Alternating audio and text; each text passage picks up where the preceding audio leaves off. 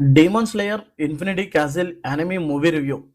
యానిమీస్కి మన దగ్గర కూడా క్రేజ్ ఉందని ఈ సినిమా రిలీజ్ అయ్యాక నాకు అర్థమైంది. నాకు యానిమీస్ అంటే చాలా ఇష్టం.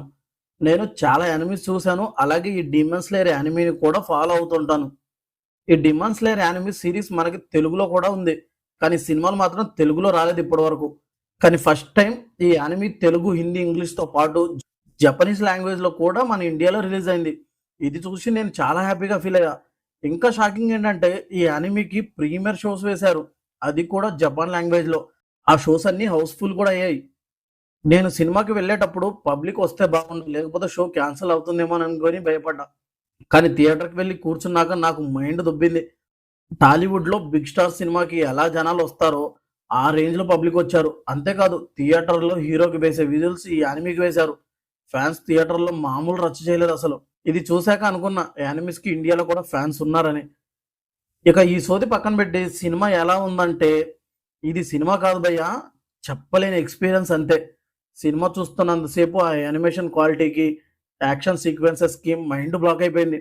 ప్రతి యాక్షన్ సీన్ ఒకదానికి మించి ఒకటి వేరే లెవెల్ అనిపిస్తుంటుంది. సినిమాని మాత్రం యానిమీ ఫ్యాన్స్ ఖచ్చితంగా చూడండి. మీరు మర్చిపోలేని ఎక్స్పీరియన్స్ ఇస్తుంది.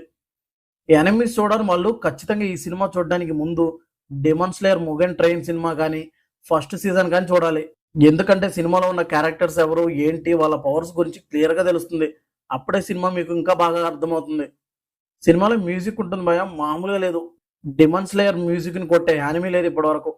సినిమాలో అన్ని పాజిటివ్స్ అయినా మరి నెగిటివ్స్ లేవా అంటే ఉన్నాయి. సినిమా కొంచెం లాగీగా ఉంటుంది. ప్రతి ఒక్కరికి ఫ్లాష్ బ్యాక్ ఎపిసోడ్స్ ఉంటాయి. వాటి వల్ల క్యారెక్టర్ డెప్త్ మనకు అర్థమవుతుంది, కానీ కొన్ని చోట్ల బోర్ కూడా కొట్టింది. కానీ ఆ యాక్షన్ సీన్స్ వల్ల నాకు అది పెద్ద మ్యాటర్ అనిపించలేదు. కొత్తగా చూసే వాళ్ళకి ఇది నచ్చకపోవచ్చు. ఇది ఒక్కటి తప్పించి సినిమాలో నెగిటివ్స్ అయితే ఏం లేవు. ఫైనల్గా ఈ యానిమీని ప్రతి ఒక్కరు చూడండి. అప్పుడే మన ఇండియాలో ఇంకా మంచి యానిమీస్ రిలీజ్ అవుతాయి. నాకైతే ఈ డెమాన్ స్లేయర్ మూవీ బాగా నచ్చింది. మీరు చూసి మీకు ఎలా అనిపించిందో కమెంట్ చేయండి.